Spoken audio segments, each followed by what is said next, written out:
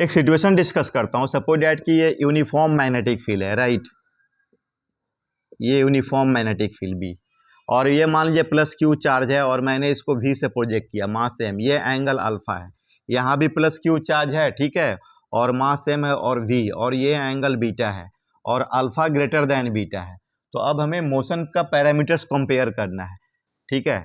तो इसमें ध्यान देना, ये भी का कंपोनेंट, एक ये वाला कंपोनेंट आएगा और एक ये कंपोनेंट आएगा, तो ये भी पैरेलल टू बी हो गया और ये भी परपेंडिकुलर टू बी हुआ, राइट।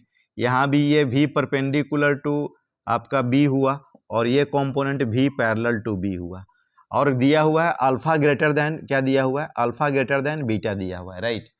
तो हमें कंपेयर करना है, तो कंपेयर तो करना है। तो देखिए अब ये जो आप लोग को पता है कि आपको अगर ये भी परपेंडिकुलर और ये भी पैरेलल, ठीक है, तो यहाँ से क्या रेडियस मिलता है और यहाँ से आपका ये फॉरवर्ड डायरेक्शंस में ऊपर जाता है, तो पाथ क्या होता है, हेलिक्स होता है। तो ये रेडियस कितना हो गया, तो r is equal to M, ये वाला हो जाएगा कॉम्पोनेंट्स, ये अगर आप अल्फा है तो ये तो v कॉस अल्फा और ये क्या होगा v साइन अल्फा, तो एम भी sine alpha upon Q B हो जाएगा, ठीक है।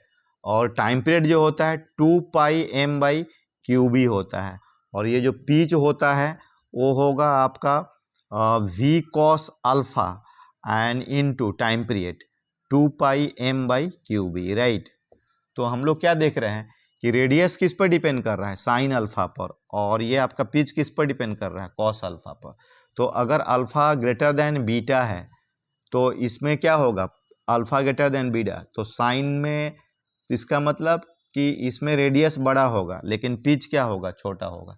तो कॉन्सेप्ट क्या मिल रहा है कि अगर इसमें आपका रेडियस बड़ा होता है तो पिच क्या होगा, छोटा होगा, और अगर रेडियस छोटा होता है तो पिच क्या होगा, बड़ा होगा।